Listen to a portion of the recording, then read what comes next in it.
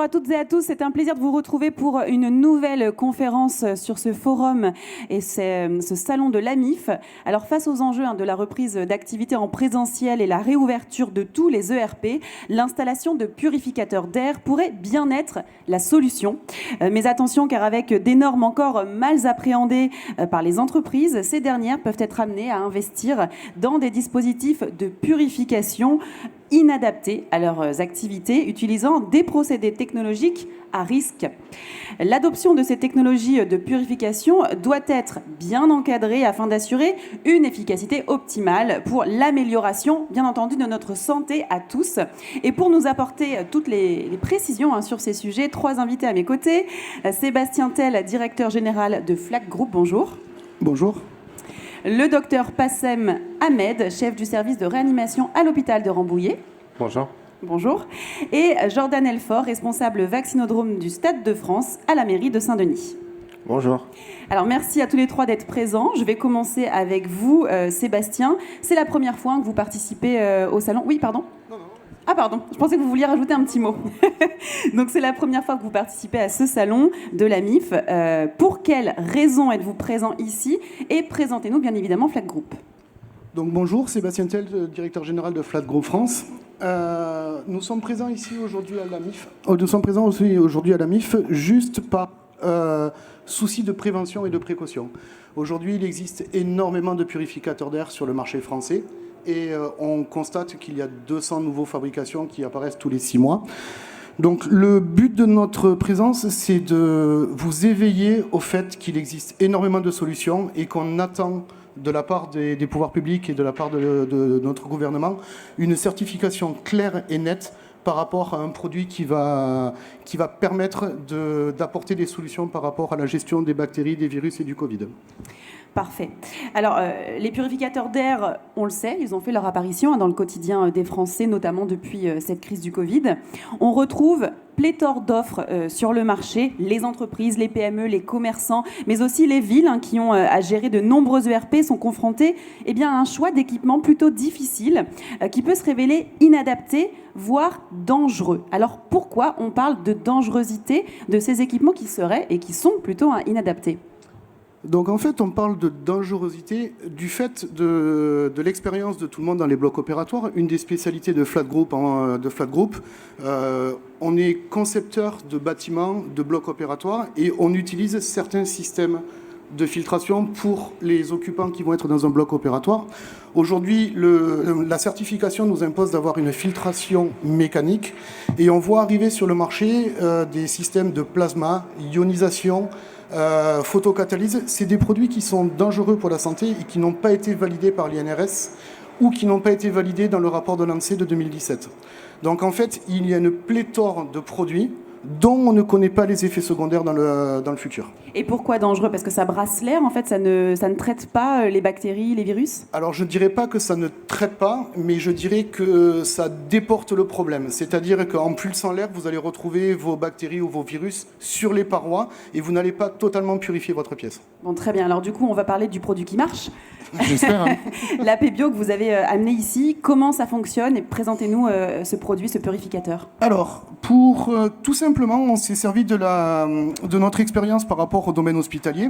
Donc, il y a dans le domaine hospitalier, vous avez des gens qui sont alités. Donc, le principe de base, c'est d'aspirer par le haut, puisqu'une personne allongée va émettre des gouttelettes. Vous avez un premier rang de filtration avec un filtre F7 qui va faire les grosses particules, les particules supérieures à 0,2 microns. On va traverser un ventilateur. On va arriver dans un filtre H14, c'est un filtre EPA très haute efficacité qui peut bloquer les particules comprises entre 0,1 et 0,2 microns, tout ce qui va être virus, bactéries, champignons. À l'intérieur de ce filtre EPA, on a positionné une solution biodécontaminante naturelle qui, au contact le filtre va bloquer la bactérie et au contact de cette poudre va tuer, entre guillemets, le virus. C'est-à-dire, elle va l'éliminer. Et on va souffler par le sol pour éviter une gêne pour, les personnels occupants dans les pièces ou pour avoir un confort maximum. Le produit bactéricide que nous avons installé à l'intérieur du filtre a eu sa certification EN 14476, exactement la même que celle que vous retrouvez sur les gels hydroalcooliques. Et en fait, le système complet est dans ce sens-là. Donc la grosse particularité, c'est qu'on est sur de la filtration mécanique avec un double étage de filtration. Parfait, merci beaucoup pour ces précisions. Alors, est-ce qu'il y a un risque par ailleurs et quels sont ces risques précisément ? Si vous n'avez pas une solution qui va permettre d'éliminer la bactérie à l'intérieur du filtre, dans le cas d'une maintenance préventive, c'est-à-dire que comme il y a de la poussière dans les locaux, on va stocker de la poussière, donc on peut ralentir l'effet du ventilateur. En termes de maintenance, si vous ouvrez et que vous venez changer le filtre et que vous ne prenez pas les précautions, vous pouvez avoir un effet de redistribution des bactéries dans le local. La particularité donc de l'agent biodécontaminant, c'est qu'on est sûr, suite à notre certification, de tuer la bactérie et donc d'être entre guillemets safe par rapport à la demande. Oui, on serait contre-productif finalement en utilisant des produits qui ne sont pas certifiés et qui ne tuent pas, hein, je le redis. Exactement, le virus, exactement. Très bien, merci beaucoup. Je vais en venir à vous, Passem. Alors, ce purificateur, il a été testé au centre hospitalier de Rambouillet sur un patient non intubé du Covid. Comment ça s'est passé et quelles ont été les conclusions de ce test ? Nous l'avons mis dans une chambre de réanimation d'un patient non intubé Covid pour justement essayer d'avoir le maximum de particules pathogènes dans la pièce. Donc on a mis en place le purificateur, on a vérifié pas mal de paramètres et du coup les principales conclusions sont que le flux d'air étant redistribué vers le bas minimise le risque de transmission au personnel soignant. Et d'autre part, l'autre chose qui a été mise en évidence, c'est que la quantité de particules présentes dans la pièce, de particules gouttelettes ou aérosols, était diminuée de manière très significative. Donc le risque de transmission était nettement diminué. Merci beaucoup. Alors, vous êtes en train de faire également une autre étude. Hein. J'aimerais que vous nous parliez de l'étude comparative en cours à Avicenne. Est-ce qu'on est sur les mêmes choses positives? Je ne dirais pas du comparatif. En fait, vu qu'à Rambouillet, nous avons essayé justement de vérifier ces deux principes, ce que j'ai énoncé juste avant, on a quand même essayé de trouver d'autres choses parce que c'était de l'expérimental. Et on a mis en évidence que l'air était d'une part purifié et que l'air était aussi purifiant. Sauf que ce n'était pas nos hypothèses de départ. Donc, c'est ce qu'on a mis en évidence dans notre rapport. Et du coup, l'autre étude est faite pour confirmer cet effet, que l'air est purifiant et que du coup, sur les surfaces ou dans l'air, il agit sur les micro-organismes pathogènes. Donc on pourrait faire du préventif finalement, si on mettait ces purificateurs dans des pièces, ça permettrait de tuer et d'éliminer les virus pour éviter que d'autres personnes ne soient contaminées. Ça pourrait jouer sur les surfaces, qui sont un vecteur, parce que c'est pour ça qu'on se lave les mains. La surface, le contact est un vecteur de transmission. Donc on essaye de voir ça et on essaye aussi de voir dans l'air. Du coup, ce serait potentiellement de la prévention aussi.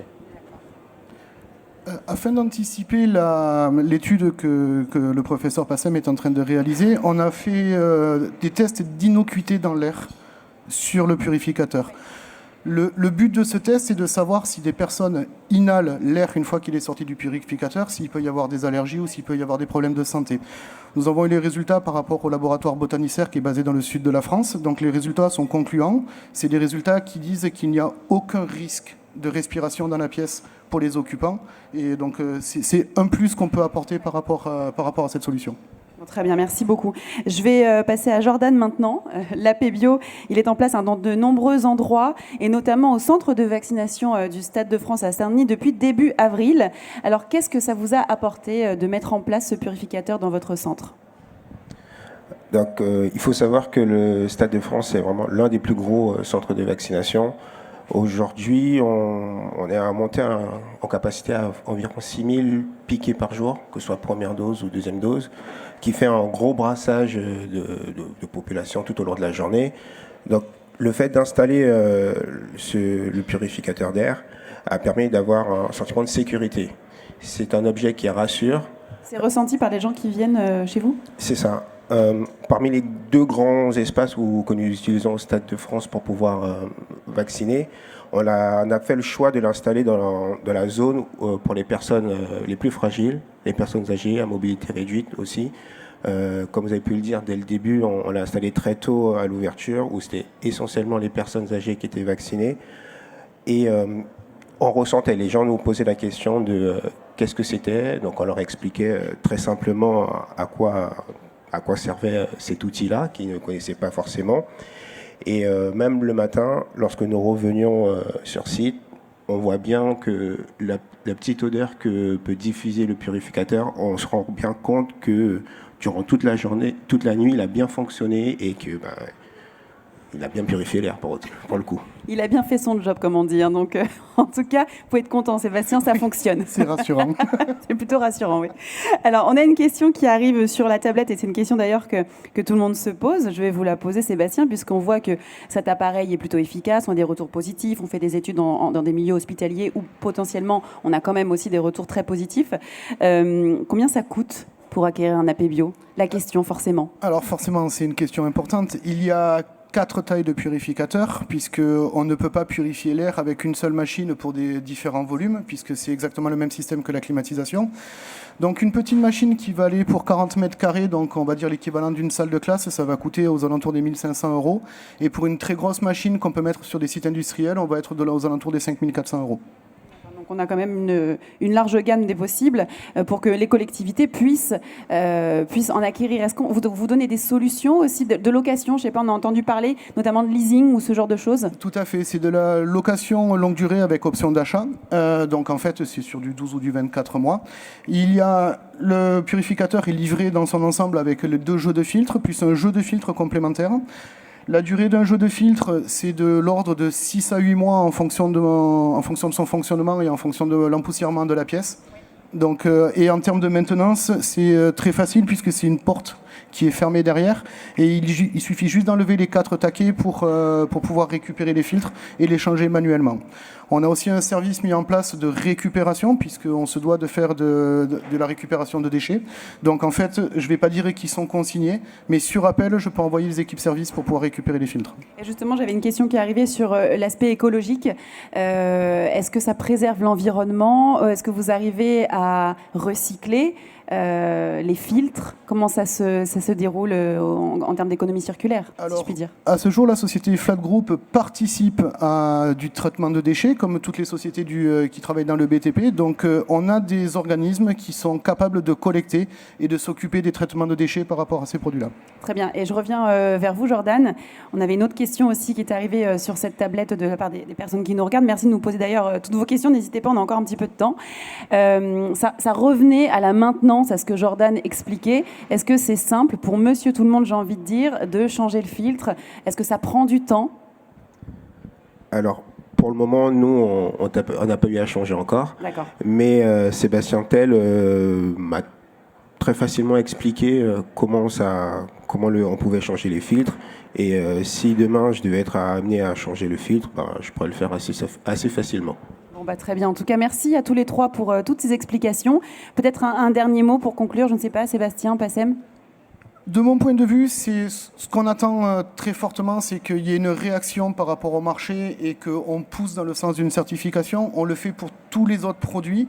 Donc on est un spécialiste de la climatisation, donc on est certifié, on est normé. Les filtres sont certifiés, sont normés. C'est un produit qui touche à la santé publique. Il faut absolument qu'on fasse une certification par rapport à ces produits-là. Le leitmotiv aujourd'hui, c'est le Covid. Il y a d'autres maladies et d'autres virus qui vont arriver. C'est un produit c'est pas un produit éphémère, c'est un produit qu'on va garder et on va devoir vivre avec. Donc il faut absolument qu'on fixe un cadre par rapport à ça. Je comprends tout à fait. Est-ce que vous voulez rajouter quelque chose? Moi, j'allais juste rebondir sur sa dernière phrase, qui était que oui, actuellement c'est le Covid, mais on va être amené au fur et à mesure des années à rencontrer de nouveaux pathogènes, de nouvelles épidémies, j'espère pas pandémie, mais ça va arriver.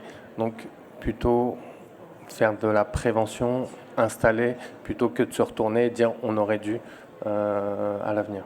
Ce sera le mot de la fin, la prévention. Je pense qu'il faut tous anticiper sur ces sujets-là.